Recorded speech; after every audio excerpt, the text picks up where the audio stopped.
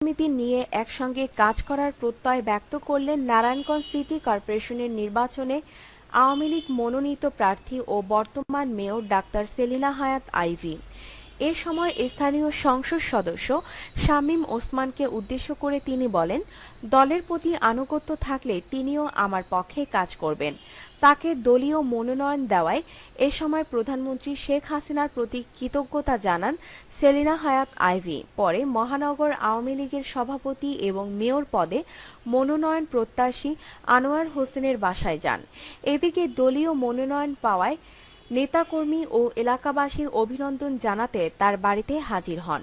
শুক্রবার সন্ধ্যায় গণভবনে শেখ হাসিনার নির্বাচন 8 ডিসেম্বর 2011 সালের 5ই মে নারায়ণগঞ্জ, সিদ্ধিরগঞ্জ এবং কদম রসুল এ 3টি পৌরসভা বিলুপ্ত করে 27টি ওয়ার্ড নিয়ে গঠিত হয় নারায়ণগঞ্জ সিটি কর্পোরেশন।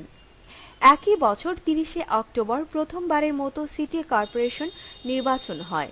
ওই নির্বাচনে আওয়ামী লীগ সমর্থিত প্রার্থী শামীম ওসমানকে পরাজিত করে মেয়র নির্বাচিত হন সেলিনা হায়াৎ আইভী। তিনি বাংলাদেশের প্রথম নারী যিনি মেয়র হিসেবে দায়িত্ব পালন করেন। এর আগে আইভী বিলুপ্ত নারায়ণগঞ্জ পৌরসভার নির্বাচিত চেয়ারম্যান ছিলেন।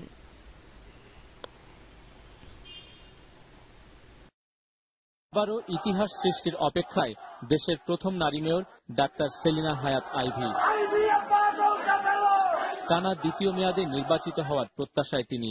নৌকা প্রতীক নিয়ে এবার নির্বাচনে অংশ নেওয়ার সুযোগ পাওয়ায় দলের মধ্যে সব ভেদাভেদ ঘুচে গেল বলে মনে করছেন মেয়র আইভী। মনোনয়ন বোর্ড মনোনয়নটা দিয়েছেন, নারায়ণগঞ্জবাসীর আকাঙ্ক্ষার প্রতিফলন কিন্তু ঘটেছে।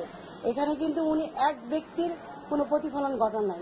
যে পক্ষে থাক না কেন নেতৃত্বের প্রয়োজনে প্রতিযোগিতা থাকবে, কিন্তু নির্বাচনের ক্ষেত্রে আমরা সকলে একসাথে কাজ করব। নারায়ণগঞ্জে তার বাসভবনে সাংবাদিকদের সঙ্গে মতবিনিময়কালে আইভী আশা করেন আগামী নির্বাচনে প্রতিদ্বন্দ্বী ও বর্তমান সংসদ সদস্য শামীম ওসমান এবং আসন্ন নির্বাচনে মনোনয়ন প্রত্যাশী মহানগর আওয়ামী লীগের সভাপতি আনোয়ার হোসেন সহ সভাপতিত্বে স্থানীয় সরকার মনোনয়ন বোর্ড সভায় নারায়ণগঞ্জ সিটি কর্পোরেশন নির্বাচনে সেলিনা হায়াৎ আইভীকে মেয়র পদে মনোনয়ন দেয় আওয়ামী লীগ।